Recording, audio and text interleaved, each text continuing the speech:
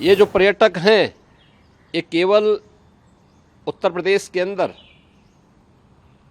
केवल पर्यटन की दृष्टि से नहीं आते, यह विरासत और विकास के एक बेहतरीन समन्वय को आगे बढ़ाने का काम भी करता है। अयोध्या धाम एक नए रूप में देश और दुनिया के सामने प्रस्तुत हुआ है। ब्रज क्षेत्र, मथुरा, वृंदावन, बरसाना, गोकुल, नंदगांव, इन सब ने दुनिया भर के पर्यटकों को अपनी ओर आकर्षित करने में सफलता प्राप्त की है। आज यूपी अपनी बेहतरीन कनेक्टिविटी के लिए जाना जाता है। रोड कनेक्टिविटी हो या ट्रेन की कनेक्टिविटी, एयर कनेक्टिविटी हो या वाटरवे की कनेक्टिविटी। प्रयागराज में लगने वाला महाकुंभ 2025 का भी मैं आप सबके सामने स्मरण दिला रहा हूं। मुझे प्रसन्नता है कि भारत की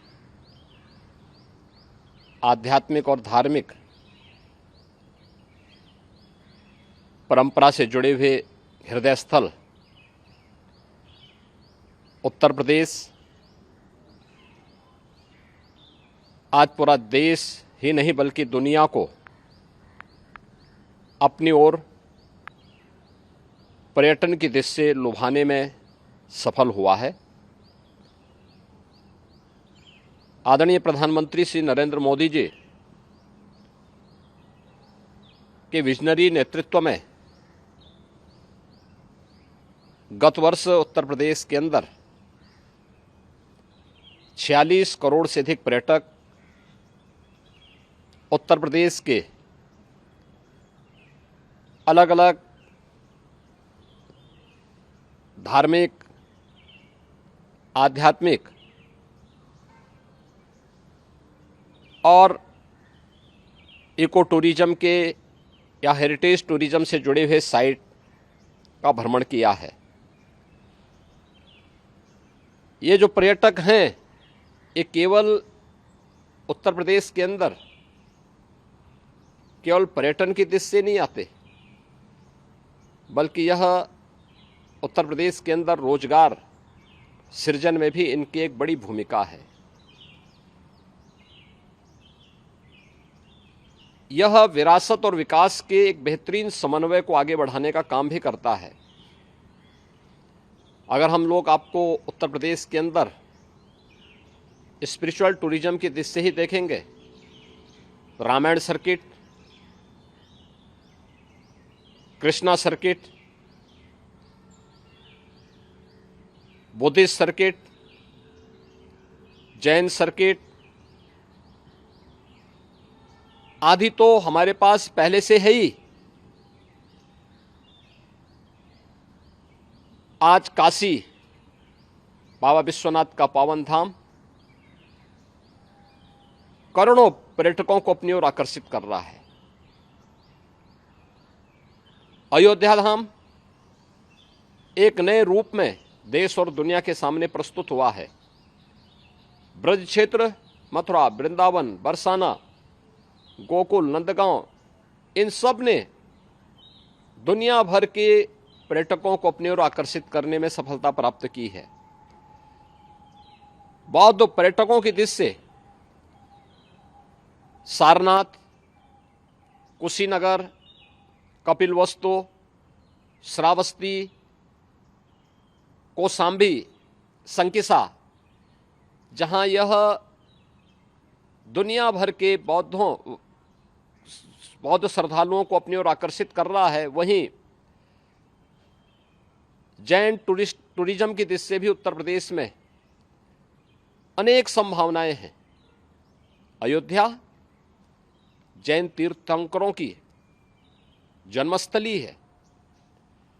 ऐसे ही काशी, अनेक जैन तीर्थंकर इस पावन धरा पर अवतरित हुए थे।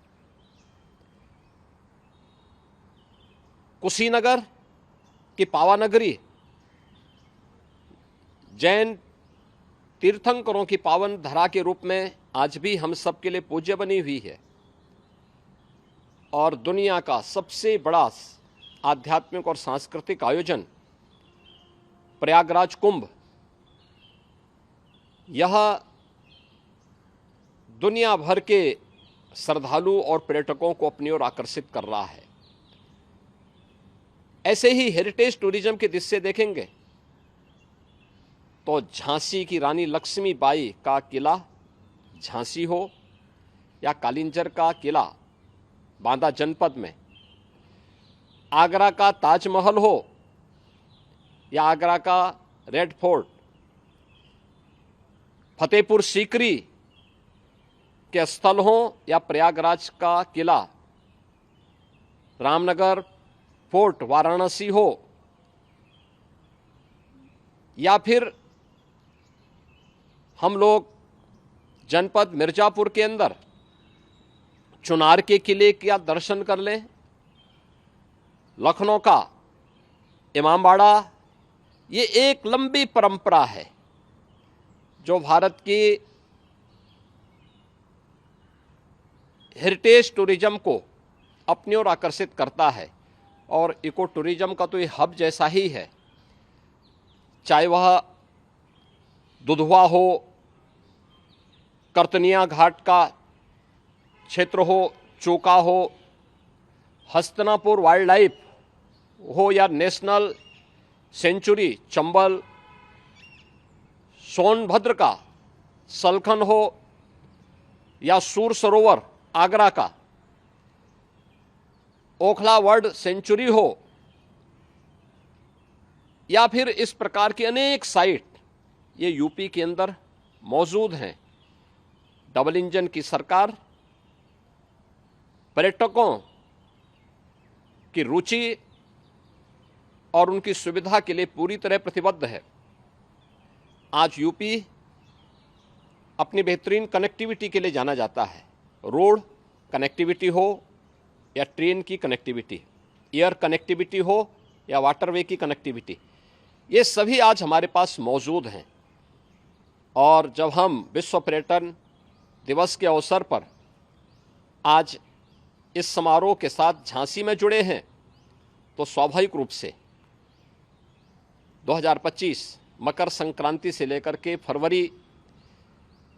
26 फरवरी 2025 तक प्रयागराज में लगने वाला महाकुंभ 2025 का भी मैं आप सबके सामने स्मरण दिला रहा हूं। दुनिया भर के हमारा अनुमान है 40 करोड़ श्रद्धालु इस आयोजन में भाग लेकर के उत्तर प्रदेश की इस अमूर्त सांस्कृतिक धरोहर के प्रति दुनिया को अपनी ओर आकर्षित करेंगे।